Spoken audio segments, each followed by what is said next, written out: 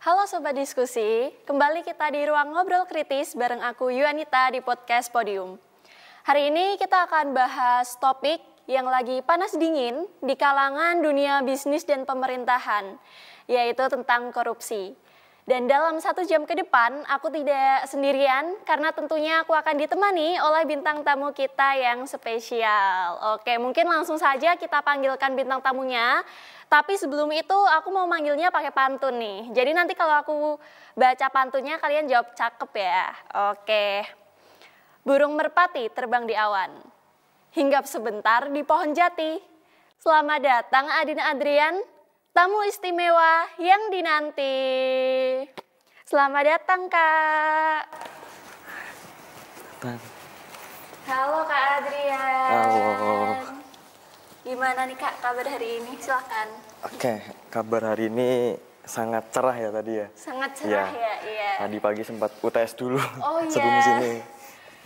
Kalau boleh nih Kak, di rate 1 sampai 10 kesiapan Kakak hari ini menjadi pembicara berapa tuh? Mungkin 8 sampai 9, 8,5 lah. 8,5. Ya, Kenapa tuh?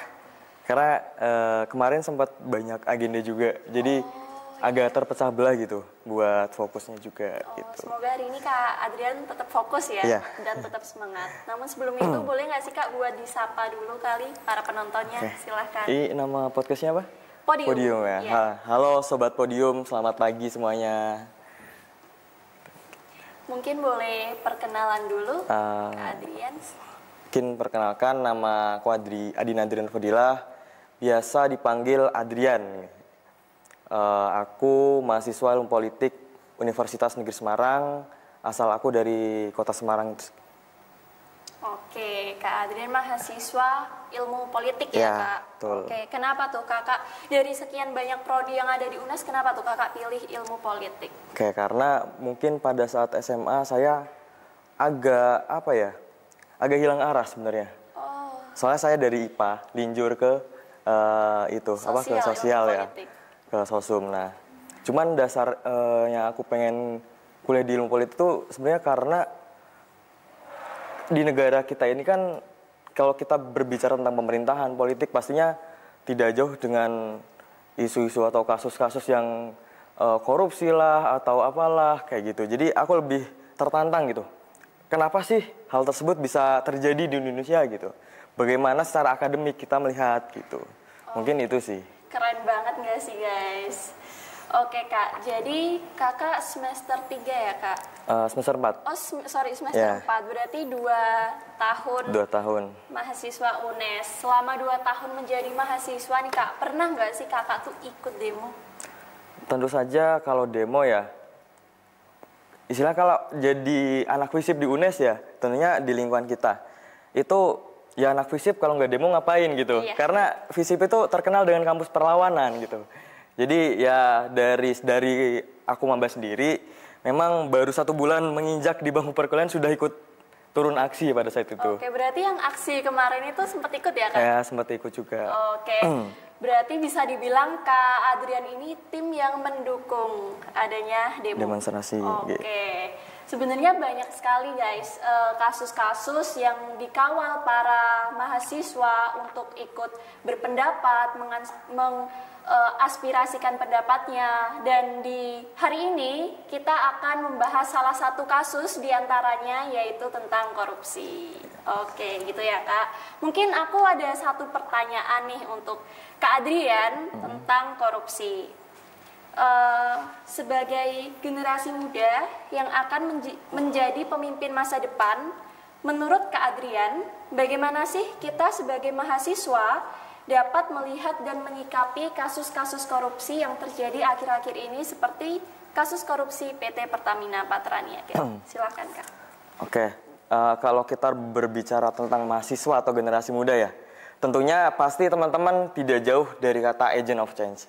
Betul. Atau agen perubahan. Nah, apa sih gitu? Kenapa kita dituntut menjadi agen perubahan? Pada dasarnya perubahan itu kan didasari atas adanya sebuah bahan evaluasi, adanya suatu hal yang memang di sebelumnya itu kurang baik. Maka dari itu kita melakukan perubahan. Nah, agen yang dimaksud itu kan subjeknya mahasiswa atau generasi muda. kalau kita menyoroti tentang kasus Pertamina Niaga. Kita sebagai mahasiswa tentunya harus bisa mengerti betul gitu. Kita harus mengkritisi, kita harus bisa mengkuliti bagaimana sebuah kasus tindak korupsi Pertamina itu terjadi. Dampaknya apa, secara moralitas seperti apa, dan kita sebagai mahasiswa pun melakukan sebuah hal yang memang satu langkah lebih maju daripada masyarakat-masyarakat lainnya. Nah, dari kita mengkritisi, dari kita mengkuliti tersebut, itu salah satu bagian dari langkah kita untuk menjadi agen perubahan. Nah, karena kan tadi aku udah ngomong ya di awal, sebelum kita melakukan perubahan, kita harus mengerti dulu apa yang kita harus ubah atau evaluasinya apa gitu. Nah, ya kita sebagai mahasiswa bukan hanya menonton atau melihat berita gitu. Kita scroll Twitter atau scroll IG, banyak demo, banyak isu gini. Kita bukan hanya sebatas itu.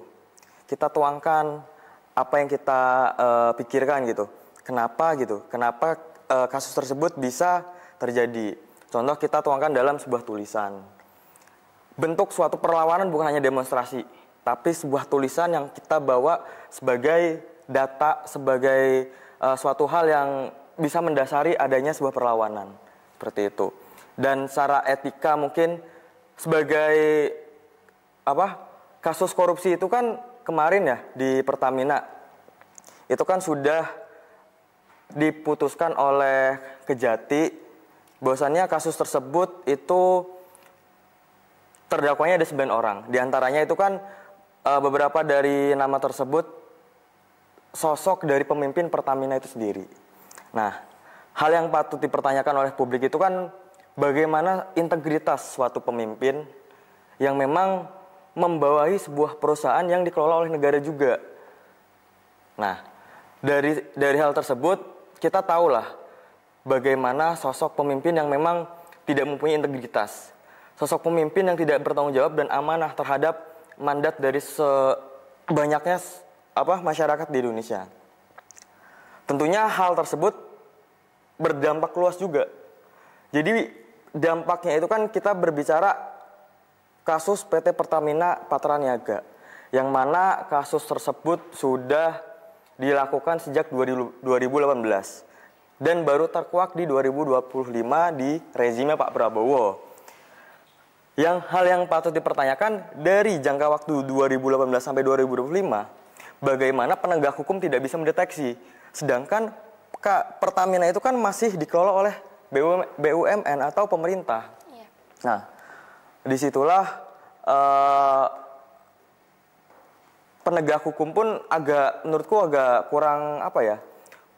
kurang tegas lah dalam menyikapi kasus-kasus korupsi tersebut.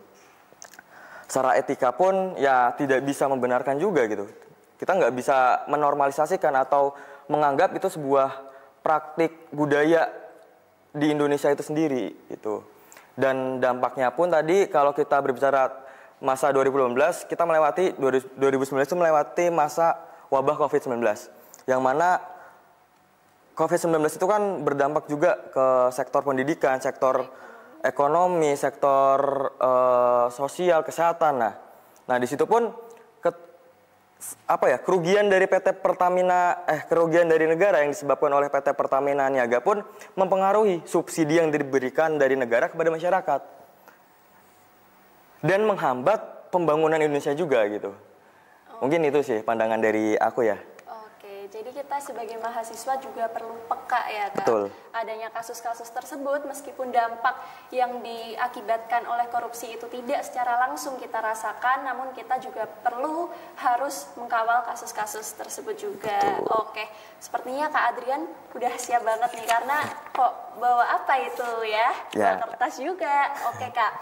Namun sebelum itu, setelah ini kita akan ada sesi berikutnya Kak, yaitu sesi Ceja, cepat jawab, atau sesi ngembungin perut nih Kak. Karena nanti di sesi ini Kak Adrian akan banyak minumnya. Oke, aku izin untuk bacakan rules-nya ya Kak. Yeah. Yang pertama, di sesi Ceja ini, host akan membacakan 5 pernyataan yang harus dijawab cepat dengan setuju atau tidak setuju oleh pembicara selama 5 menit. Kedua, pembicara menjawab setuju dengan minum air mineral dan menjawab tidak setuju dengan minum teh yang telah disediakan oleh panitia. Yang ketiga, jika ada waktu tersisa dalam 5 menit tersebut, pembicara dapat mengajukan untuk host membacakan ulang pernyataan yang dirasa kurang jelas atau kurang yakin. Yang keempat, setelah waktu 5 menit tersebut berakhir, pembicara dapat menjelaskan alasan menjawab setuju atau tidak setuju yang akan dipandu oleh host. Gitu. Mungkin ada yang ingin ditanyakan dulu, Kak? Atau Bisa sudah aman? langsung saja. Oke, langsung saja. Mungkin untuk panitia bisa untuk disiapkan.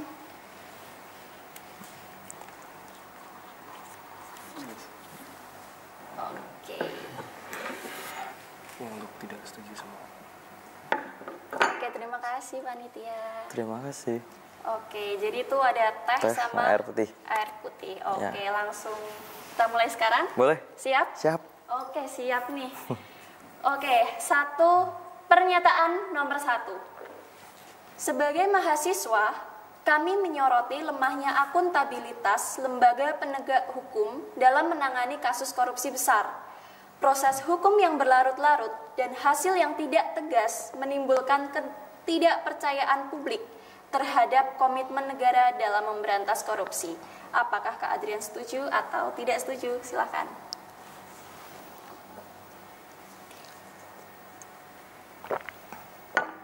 Setuju. Pernyataan nomor 2. Sebagai mahasiswa, kami mengkritisi sistem birokrasi yang selalu kompleks dan tidak efisien. Tumpang tindih wewenang serta proses yang tidak transparan membuka celah besar bagi penyalahgunaan kekuasaan, terutama dalam sektor pengadaan dan perizinan. Apakah Kak Adrian setuju atau tidak setuju? Silakan.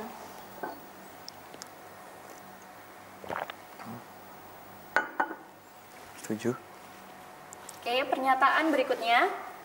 Sistem pajak sekarang ini terlalu rumit dan tinggi, sampai-sampai membuat pengusaha terdorong mencari jalan pintas untuk menurunkannya lewat suap. Apakah setuju atau tidak setuju? Silakan. Setuju.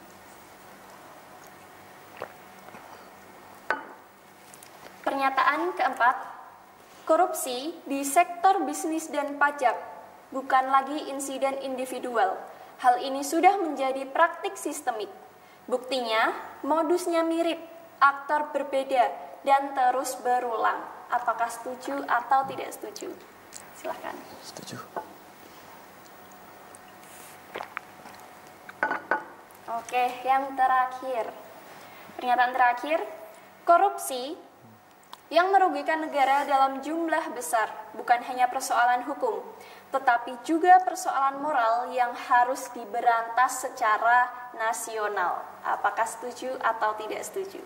Setuju.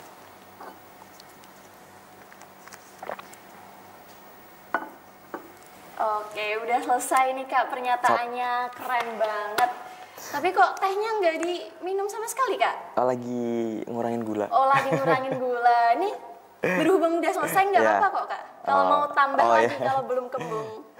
Sudah, Oke, cukup. mungkin aku penasaran nih Kak. Tadi ada beberapa poin yang menurutku itu nggak setuju, tapi di Kak Adrian setuju. Setuju. Oke, aku penasaran nih kenapa. Kita ulik satu persatu ya pernyataan tersebut dan jawaban Kak Adrian. Oke, mungkin dari pernyataan yang pertama, poin pertama. Sebagai mahasiswa, kami menyoroti lemahnya akuntabilitas lembaga penegak hukum dalam menangani kasus korupsi besar. Proses hukum yang berlarut-larut dan hasil yang tidak tegas menimbulkan ketidakpercayaan publik terhadap komitmen negara dalam memberantas korupsi. Dan Kak Adrian pilih mineral ya, air putih. Oke, kenapa tuh Kak setuju? Ketika kita berbicara penegak hukum yang tidak berkomitmen ya dan tidak tegas dalam menangani sebuah kasus korupsi di Indonesia gitu. Kalau kita tadi melanjutkan contoh dari kasus Pertamina. Tadi aku udah nge-highlight penegak hukum yang kurang tegas atau kurang bisa mendeteksi adanya kasus korupsi ya. Dimana tadi kan kasus Pertamina itu kan dijalankan dari 2018 dan posisi dari PT Pertamina ini kan di bawah kelola pemerintahan. kita tidak bisa tidak bisa percaya langsung bahwasanya di kasus tersebut tidak ada orang-orang yang bermain di belakang itu. Entah itu campur tangan penegak hukum, entah itu campur tangan dari Kementerian A, B, C, D dan sebagainya. Kita tidak bisa langsung mempercayai kalau itu tidak ada. Nah, penegak hukum itu kan tentunya sifatnya adil harusnya. Mau orang yang salah itu mempunyai jabatan apapun, mau orang yang bersalah itu merugikan berapapun, tetap kita mempunyai acuan, mempunyai undang-undang yang sudah dibentuk. Nah, otomatis dari penegak hukum itu harusnya tegas dan adil dalam melakukan sebuah pengadilan di tindak korupsi tersebut. Namun, pada sampai saat ini pun ya, kalau aku lihat Kejati dalam menangani kasus Pertamina Patraniaga itu sampai saat ini belum ada keputusan yang jelas atau vonis yang jelas bagaimana vonis yang diberikan kepada sebuah tersangka gitu. Sampai saat ini belum ada informasi yang jelas terkait Kejati itu bagaimana. Nah, kalau kita agak ke belakang sedikit gitu tentang kasus-kasus korupsi yang ada di Indonesia. Mungkin teman-teman banyak sekali melihat di berita gitu. Seorang pejabat yang mempunyai sebuah posisi strategis dan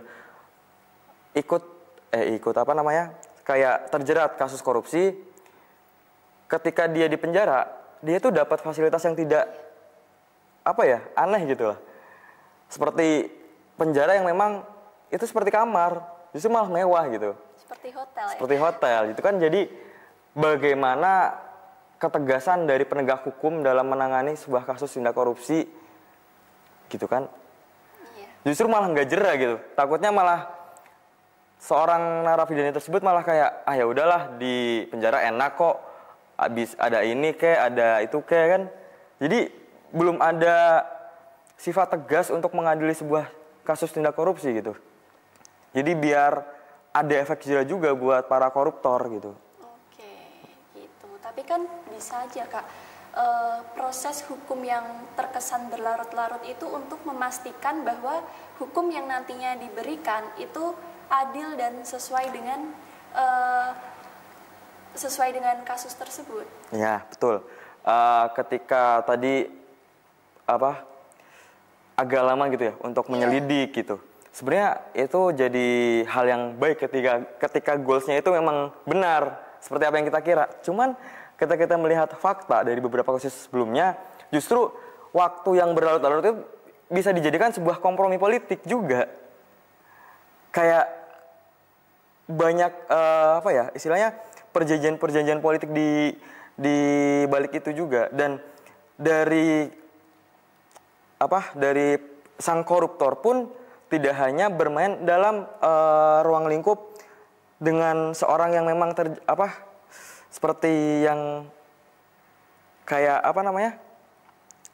yang mengadili lah, tapi ke penegak hukum pun itu pun sama gitu. Jadi ada sebuah pressure atau beban moral yang dibawa oleh penegak hukum. Beban moralnya pun bukan beban moral yang baik, tapi beban moral yang kurang baik lah, yang negatif gitu. Oke, justru kadang kasus-kasus besar tuh justru dimanfaatkan ya Kak? Ya, betul. Oleh orang-orang yang berkepentingan. Betul. Oke, kita lanjut next pernyataan yang kedua. Sebagai mahasiswa, kami mengkritisi sistem birokrasi yang selalu kompleks dan tidak efisien. Tumpang tindih wewenang serta proses yang tidak transparan membuka celah besar bagi penyalahgunaan kekuasaan, terutama dalam sektor pengadaan dan perizinan. Oke, Kak Adrian jawabnya setuju nih. Kenapa?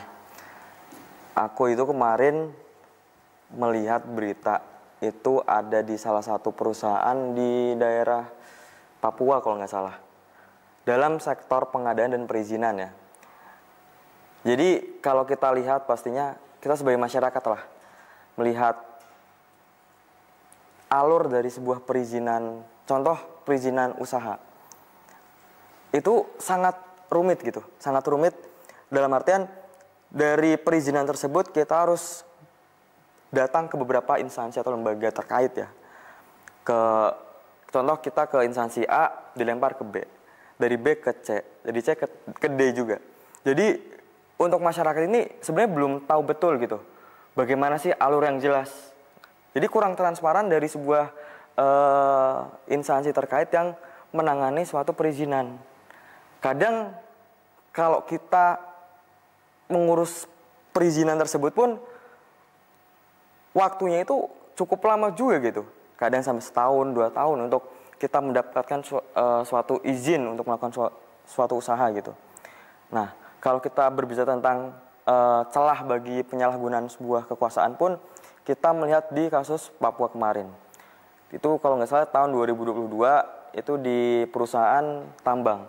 Jadi perusahaan tambang itu memerlukan sebuah izin. Itu kan izinnya kan nanti melalui beberapa instansi juga kayak dinas lingkungan, pemerintah daerah tersebut dan lain sebagainya. Nah, kadang dari instansi atau lembaga tersebut tuh sama tadi yang aku bilang, terlalu bertele-tele gitu. Izinnya itu kurang jelas, harusnya seperti apa, alurnya seperti apa. Nah, dari situlah celah untuk seseorang yang mempunyai kekuasaan itu memainkan peran. Contoh seperti mungkin di kasus Pertamina kasus Papua kemarin tuh dalam perizinan. Jadi perusahaan tersebut terlalu bingung dalam melakukan perizinan. Pada akhirnya mereka mencari jalan pintas. Dalam artian jalan pintas itu menyuap dari beberapa instansi agar suatu izin tersebut bisa cepat keluar tanpa adanya sebuah prosedur yang memang sudah ditetapkan. Nah, itu kan jadi salah satu budaya juga, praktik budaya juga yang memang kita tidak boleh mengatakan budaya. Cuman pada akhirnya hal tersebut secara tidak langsung jadi suatu hal yang sudah bisa dinormalisasikan gitu untuk perusahaan yang besar gitu yang memerlukan izin atau barang pengadaan. Terus dalam kasus pengadaan juga itu ada di Papua juga ada yang pertambangan. Jadi karena seperti vendor ingin memuluskan vendornya tersebut untuk mendapatkan proyek dari pemerintah. Jadi dalam promosi proyek pemerintah tersebut, vendor tersebut ini menyuap kepada pemerintah di setempatnya agar pemerintah tersebut menggunakan vendornya itu sendiri. Jadi hal tersebut kan menjadi celah juga buat penguasa dalam meraup keuntungan untuk individunya dia sendiri gitu atau kelompoknya dia sendiri gitu. Jadi ya aku tetap setuju sebagai mahasiswa kita tetap harus bisa mengkritisi lebih gitu sistem birokrasi yang sangat kompleks dan tumpang tindih yang membingungkan masyarakat dan membuat celah bagi seseorang untuk membukakan keuntungan untuk dirinya sendiri gitu. Oke, hebat banget, keren. Jadi korupsi itu tuh simple ya, simple. Asalkan kita punya uang semua bisa, ya. Semua beres asalkan punya uang gitu. Oke, kita lanjut kali ya Kak ke pernyataan nomor 3. Sistem pajak sekarang ini terlalu rumit dan tinggi, sampai-sampai membuat pengusaha terdorong mencari jalan pintas untuk menurunkannya lewat suap. Setuju banget nih kayaknya. Silahkan. Oke, mungkin setuju yang aku maksud itu kayak setuju dengan adanya hal tersebut gitu. Iya. Ya, jadi tadi itu kan berbicara tentang pajak ya. Apa tadi? Sistem pajak ya. Ini. Sistem pajak. Nah, sistem pajak itu kan tentunya sudah punya regulasinya masing-masing. Dalam misal pajak kendaraan bermotor, pajak bangunan itu kan punya regulasinya masing-masing. Cuman di masyarakat Indonesia ini kan merasa pajak itu terlalu tinggi. Seperti apa yang kita bayar ke pemerintah itu timbal balik ke masyarakat itu kurang tidak sesuai gitu kan. Kalau kita contoh ke negara-negara lain mungkin di Jepang atau di Amerika pajak yang tinggi cuman hidup mereka ya terjamin gitu kan. Nah, kalau di Indonesia itu berbeda. Itu masalah pajak di Indonesia kan ya dari kemarin sempat yang hampir 12% naik juga kan. Nah, celah dari seorang penguasa dalam pajak juga kan banyak istilahnya banyak terjadi juga di Indonesia. Banyak justru yang korupsi itu orang-orang yang memang punya jabatan juga. Kesempatan ya, gitu. Iya. Kesempatan dalam melakukan tindak korupsi atau suap, dan perusahaan-perusahaan pun ya gimana gitu. Kalau kita menuntut regulasi juga, kita berat juga. Nah, contoh kemarin itu ya dari beberapa sebelumnya banyak kasus juga gitu terkait pajak ya. Contohnya ada seorang perusahaan yang memang di situ perusahaan tersebut kan diwajibkan untuk membayar pajak. Tetapi dari pajak yang diberikan kepada perusahaan tersebut itu harganya cukup fantastis lah, tidak sebanding lah istilahnya. Dari situlah peran seorang istilahnya orang yang punya jabatan juga untuk masuk ke dalam suatu perusahaan tersebut. Kayak yaudah nih ke aku aja, nanti pajaknya aku turunin, nanti auditnya kita rekayasa gitu. Tapi kamu bayar ke aku.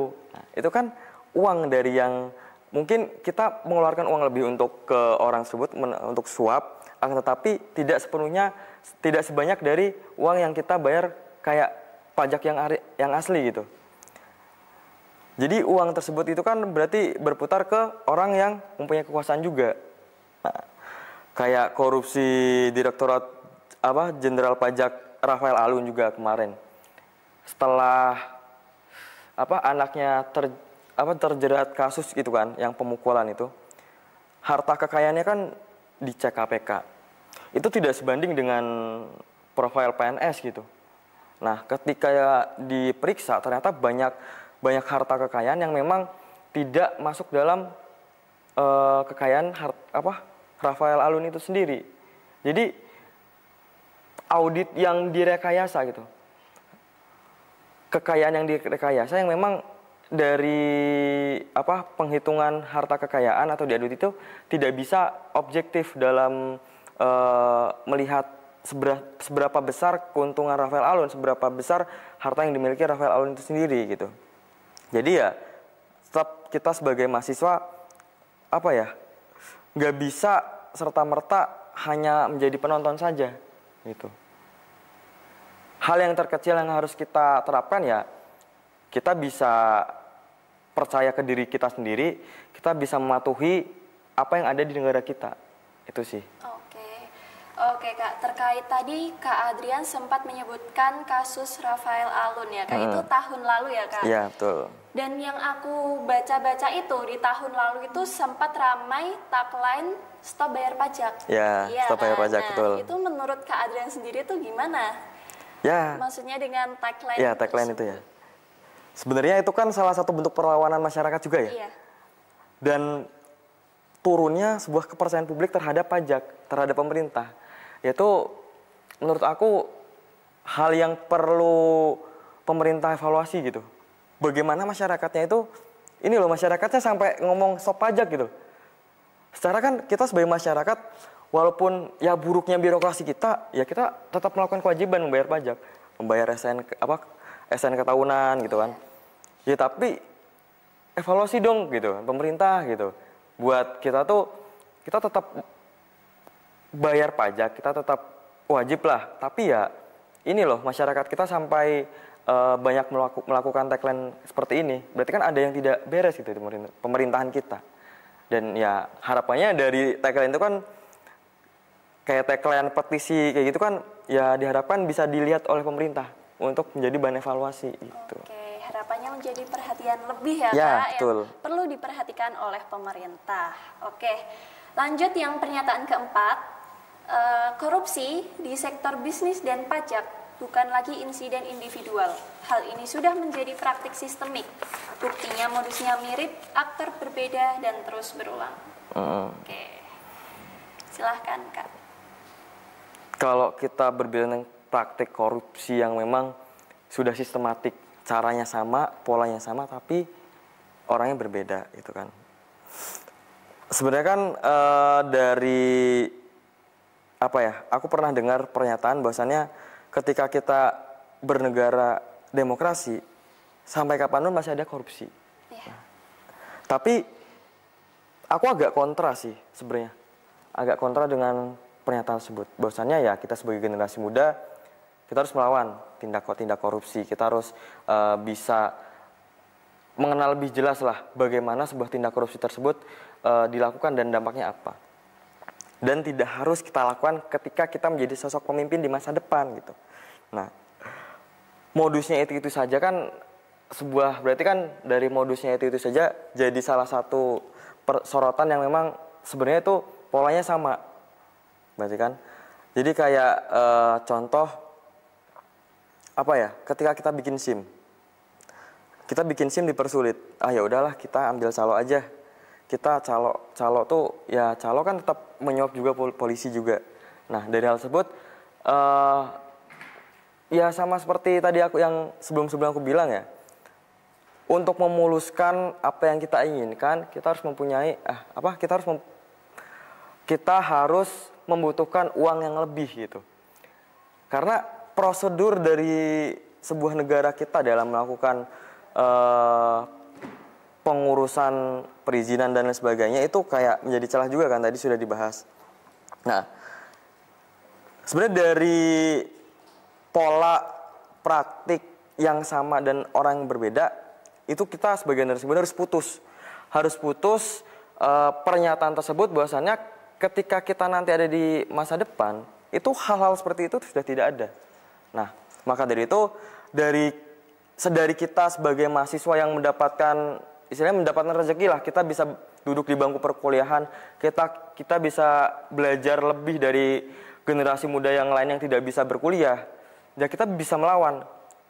Kita bisa melawan diri kita agar diri kita sendiri pun dari hal terkecil bisa mendorong agar tidak melakukan hal tersebut. Karena sekecil tindak korupsi ke orang tua pun menurutku ya itu bisa mempengaruhi masa depan kita. Karena kita sudah istilahnya udah habit lah, udah kebiasaan, dan ketika kita ada celah ya udah kita manfaatkan gitu.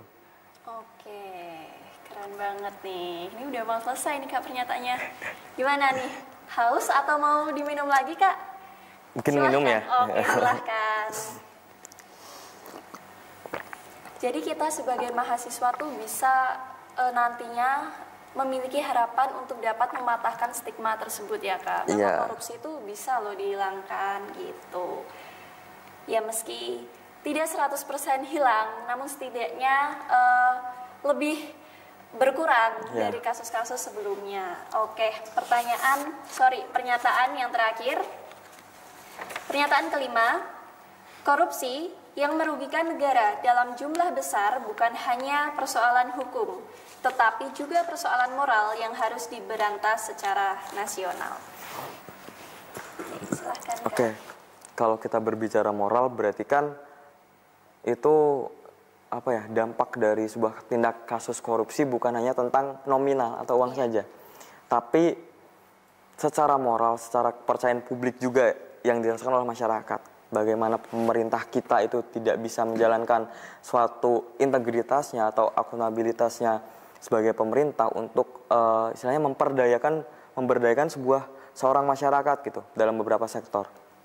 Nah, dalam kasus korupsi itu kan kita sangat menyeleweng lah dari arti kata Pancasila, dari arti kata Bhinneka Tunggal Ika. Itu sangat menyeleweng karena praktik tindak korupsi tersebut itu kan diuntungkan oleh kelompoknya sendiri atau individunya sendiri. Akan tetapi berdampaknya sangat besar kepada masyarakat yang luas. Misalnya kalau kita bandingkan ya 99% ke 1%. 1% keuntungan untuk individunya, 99% dampak pada masyarakatnya. Dan dampaknya itu tidak berbicara tentang nominal atau beberapa sektor seperti ekonomi dan lain sebagainya, tapi secara moralitas. Apa yang kita dipikirkan di otak kita, seperti ya kita dari kecil kan pastinya sudah nonton TV. Kadang kayak lihat TV sama ayah gitu ya. Ayah lihat kasus korupsi. Jadi konsumsi berita yang kita dapatkan di negara kita itu korupsi gitu. Secara tidak langsung hal tersebut kayak menjadi hal yang berat juga di diri kita. Kenapa sih kayak negara kita korupsi terus gitu. Coba kalau negara kita nggak korupsi, pasti kita mendapatkan hak yang lebih baik lagi gitu. Kita dapat hidup yang lebih baik lagi dalam ya beberapa banyaknya jaminan seperti asuransi dan lain sebagainya lah. Nah, ya kita sebagai generasi muda, sebagai mahasiswa, sedari sekarang ya kita harus memberantas gitu. Memberantas tindak korupsi tersebut. Secara moralitas ya sangat tidak bisa mencerminkan sebuah revolusi Indonesia ketika yang dicita-citakan oleh Bung Karno pada saat itu gitu. Karena Bung Karno pernah mengatakan bahwasanya tindak kasus korupsi tersebut adalah sebuah bentuk penghambat dari pembangunan nasional Indonesia. Jadi kalau kita ingin maju, kalau kita ingin berkembang ya kita hilangkan dulu aja gitu kasus tindak korupsi. Kita nggak usah bertele-tele bikin program ABCD, pembangunan ABCD. Hilangkan dulu saja tindak kasus korupsi. Karena itu adalah dasar. Ketika korupsi itu tidak ada, ya pastinya pemerintah akan lebih aware kepada masyarakat gitu. Jadi yang dibutuhkan masyarakat itu tidak hanya tentang sektor perdagangan yang harus seperti ini, sektor pendidikan yang harus bagus, tapi ya secara moralitas sebagai seorang pemimpin gitu. Jadi seorang pemimpin itu kan pastinya menjadi salah satu contoh, menjadi panutan oleh masyarakat. Ketika pemimpin melakukan tindak korupsi, apa yang dijadikan acuan gitu oleh masyarakat. Nah, kembali lagi sebagai mahasiswa, sebagai generasi muda ya, tentunya kita memanfaatkan lah pada era sekarang kan era digitalisasi ya. Sudah banyak cara, sudah banyak bentuk perlawanan terhadap kasus tindak korupsi. Podium ini pun menurut saya salah satu bentuk perlawanan terhadap kasus korupsi karena kita membahas di suatu ruangan bagaimana kasus korupsi itu terjadi dan bagaimana kita melawan. Itu salah satu langkah lebih maju kepada teman-teman yang memang tidak atau menutup diri terhadap kasus korupsi itu tersebut gitu.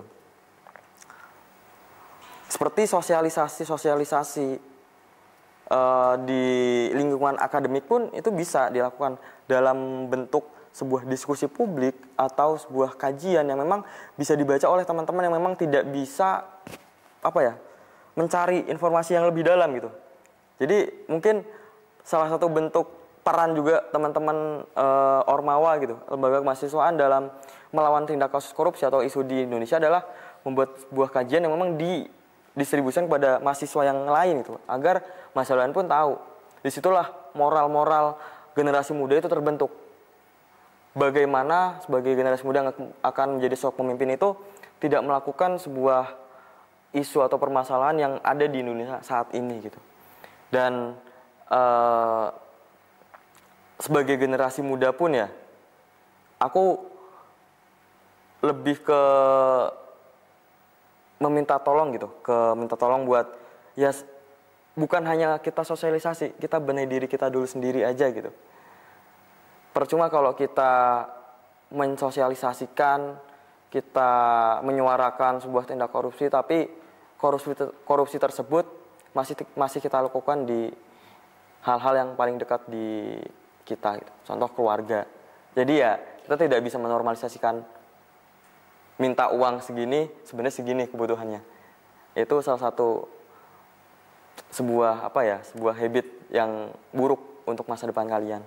Mungkin itu sih. Oke, jadi perubahan sebuah kasus atau sebuah permasalahan yang besar itu harus diawali dengan perubahan kecil dari kita sendiri. Betul. Oke, Kak Adrian, kan kritis ya Kak, sebagai mahasiswa itu kita harus kritis terhadap kasus-kasus tersebut. Nah, sedangkan kritis itu tidak hanya sekedar untuk menolak saja, namun juga untuk berusaha mencari alternatif lain. Menurut Kak Adrian, alternatif apa sih kita sebagai mahasiswa dalam setidaknya mengurangi akan terjadinya korupsi-korupsi di masa yang akan datang? Oke, kalau aku sebagai mahasiswa ya dalam mengkritisi untuk bagaimana agar tidak ada kasus korupsi ya, tentu saja kita harus memainkan peran publik. Tadi di awal sudah menjadi pengantar lah bagaimana demonstrasi yang ada di Indonesia pada saat ini. Demonstrasi itu sebuah bentuk perlawanan atau pilar demokrasi di Indonesia. pilar demokrasi Indonesia kan kebebasan untuk kita bersuara. Kita bersuara atas adanya sebuah kesalahan, atas adanya sebuah evaluasi. Hal tersebut bisa kita singkatkan sebagai checks and balance di masyarakat atau kontrol governance, kontrol pemerintahan. Nah, hal yang memang sudah terjadi di Indonesia kan pasti sudah ada ya, kayak demonstrasi, terus kontrol pemerintahan. Tapi apakah pemerintah aware? Kita sebagai masyarakat peduli nih, pemerintah kita salah. Nah, hal yang harus kita soroti adalah pemerintah itu harus lebih aware kepada masyarakat. Apa yang dibutuhkan kepada masyarakat dan apa yang dirasakan oleh masyarakat. Peran pemerintah itu kan menjadi sebuah advokasi publik, sebuah wadah atau instansi yang memang menjawab semua keresahan publik. Nah, dari kita sebagai pemerintah aware kepada masyarakat, tentunya masyarakat pun akan lebih stabil. Nah, terus mungkin tadi kita menyoroti tentang tumpang tindihnya wewenang atau tugas lah. Nah, hal tersebut kan bisa menjadi celah bagi seseorang yang memiliki kekuasaan dalam menerima suap atau korupsi. Hal tersebut bisa kita efisien lagi gitu. Karena mungkin teman-teman pernah mendengar gitu, reformasi birokrasi. Reformasi birokrasi itu kan karakteristiknya ada efisien, ada praktis dan transparan. Nah, kita goalskan apa yang dicita-citakan oleh masyarakat kita, reformasi birokrasi. Kita lakukan 3 hal tersebut dalam sebuah bentuk pemerintahan. Dan tentunya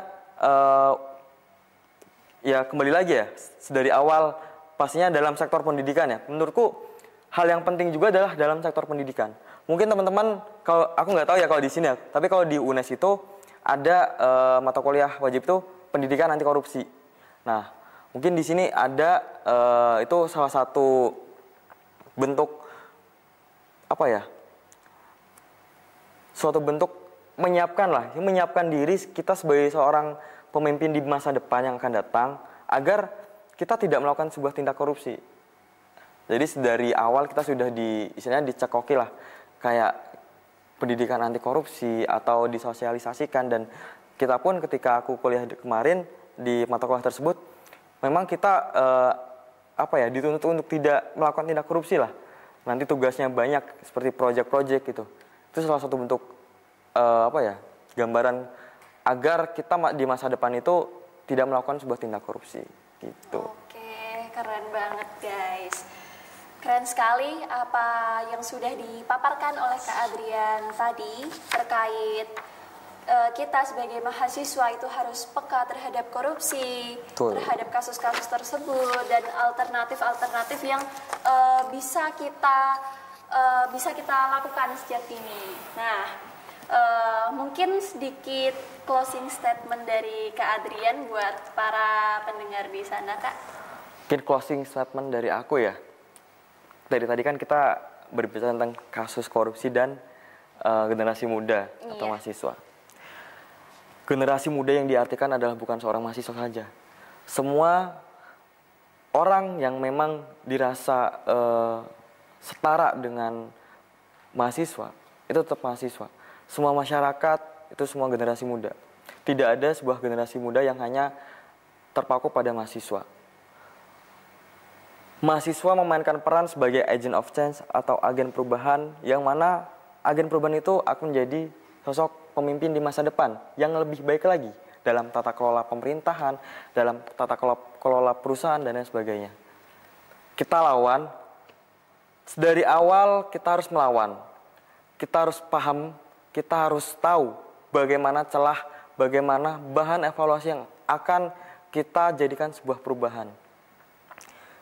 Sebagai mahasiswa jangan apatis, sebagai mahasiswa jangan hanya penonton, tapi lakukan sebuah perubahan dan lawan untuk ke depan yang lebih baik lagi. Mungkin itu sih. Oke, keren banget. Ini nggak kerasa ya Kak, diskusi kita sudah berakhir. Oh iya. Apakah mau diminum lagi Kak? Oke, boleh. Silahkan. Atau tehnya Kak, dicoba yang teh. Silahkan. Oke, mungkin sedikit closing statement dari aku, yaitu korupsi sebuah persoalan yang bukan hanya merugikan negara, tapi juga merampas hak-hak dasar masyarakat. Semoga obrolan tadi dapat membuka mata kita semua bahwa perubahan tidak harus selalu dimulai dari atas. Terkadang suara dari bawah justru yang paling berani untuk mengguncang. Oke, semoga diskusi hari ini bersama Kak Adrian itu dapat bermanfaat bagi teman-teman semua. Dan apabila dari teman-teman itu ada dirasa berbeda pendapat dengan Kak Adrian, loh kok tadi Kak Adrian setuju padahal aku enggak, silahkan bagikan pendapat kalian di kolom komentar. Dan jangan lupa untuk like and share video podcast kali ini jika kalian merasa diskusi kita hari ini bermanfaat bagi banyak orang. Oke, sampai jumpa di episode podium berikutnya. Karena setiap suara layak didengar dan setiap langkah kecil bisa menjadi awal perubahan besar. Aku Yuanita Aprilia, pamit undur diri. Bye-bye. Dadah. Dadah.